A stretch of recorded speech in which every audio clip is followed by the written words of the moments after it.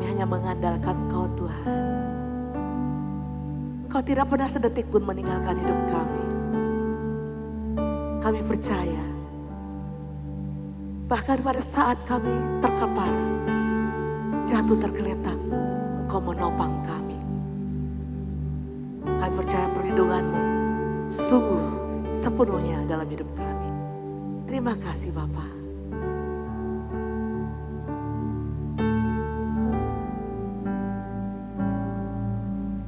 Tiada pernah ku ragukan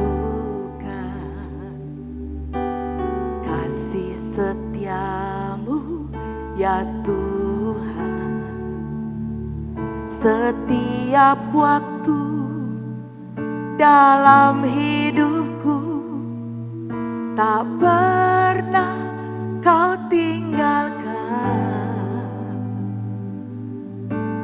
Meski langit tampak suram, awan gelap pun menghadang. Hadapi badai, lewati gelombang, tak pernah Kau tinggalkan diriku.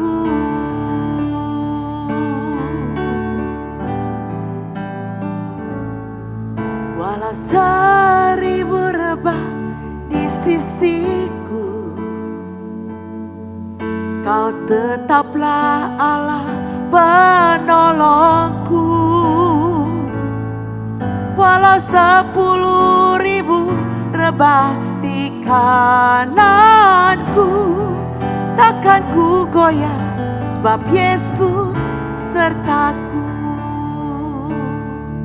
Kami percaya Tuhan, perlindungan-Mu terlalu sempurna buat hidup kami. Terima kasih Bapa. Tiada pernah ku ragukan kasih setiamu ya Tuhan. Setiap waktu dalam hidupku tak pernah Kau tinggalkan. Meski langit tampak suram, awan gelap pun menghadang. Hadapi badai, lewati gelombang, tak pernah Kau tinggalkan diriku.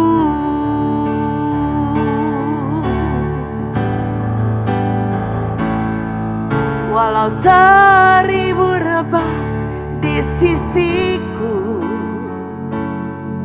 Kau tetaplah Allah penolongku. Walau 10.000 rebah di kananku, takkan ku goyah sebab Yesus sertaku. Walau 1000 rebah di sisiku, Kau tetaplah Allah penolongku. Walau 10.000 rebah di kananku, takkan ku goyah sebab Yesus sertaku. Takkan ku goyah sebab Yesus sertaku. Takkan ku goyah sebab Yesus sertaku. Yesus sertaku selalu. Terima kasih Tuhan buat penyertaan-Mu. Terima kasih Tuhan. Engkau Allah perlindungan kami, Engkau Allah penolong kami. Terima kasih Tuhan, terima kasih Yesus, terima kasih Tuhan.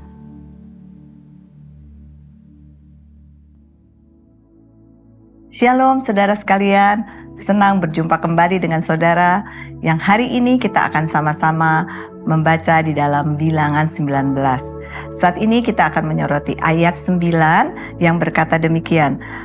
Maka seorang yang tahir haruslah mengumpulkan abu lembu itu dan menaruhnya pada suatu tempat yang tahir di luar tempat perkemahan, supaya semuanya itu tinggal tersimpan bagi umat Israel untuk membuat air pentahiran. Itulah penghapusan dosa.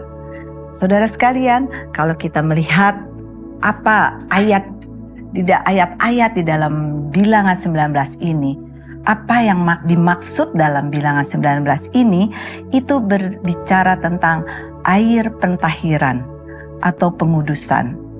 Saudara, Tuhan itu kudus. Semua yang datang pada Tuhan harus kudus.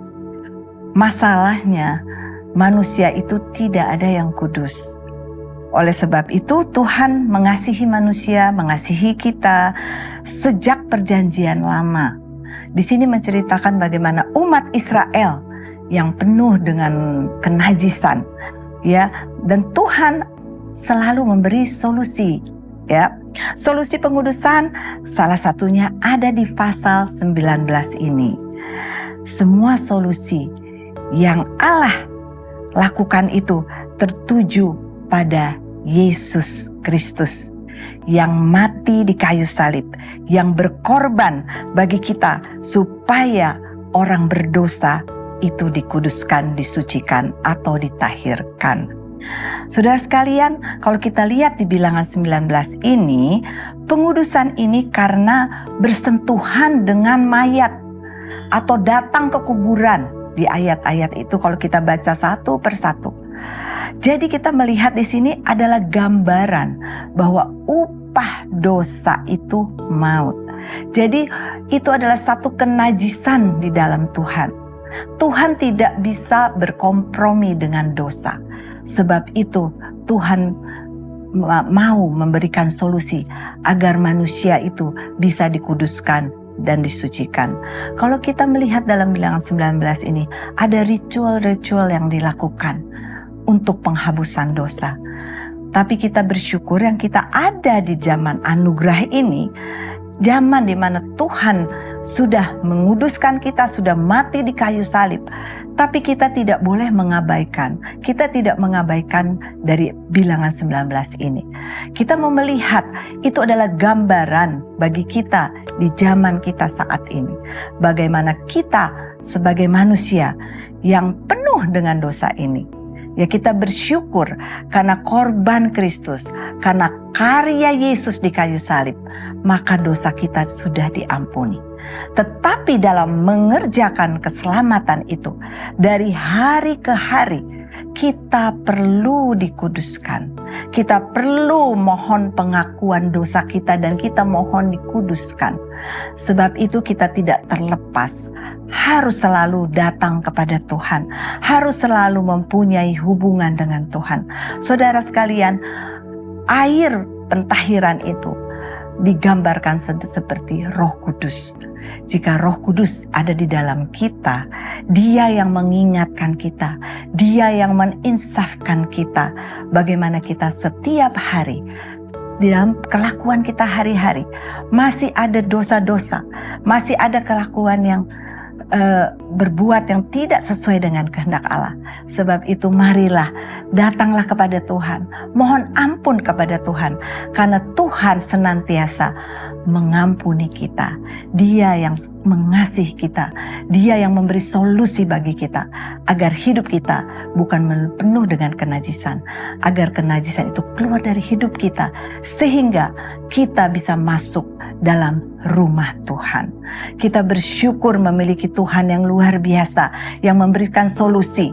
Di perjanjian lama Tuhan beri solusi, dan di perjanjian baru juga di zaman kita saat ini Tuhan memberikan solusi yang luar biasa.